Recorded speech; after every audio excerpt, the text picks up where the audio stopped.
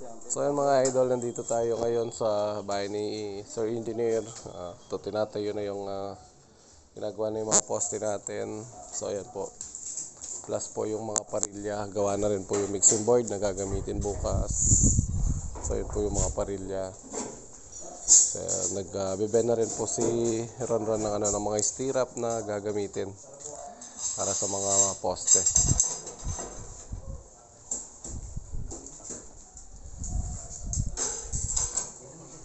So yun po, may nakatapos na sila ng isang poste.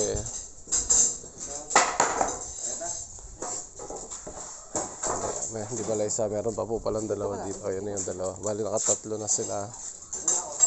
Then tsaka po yung mga parilya.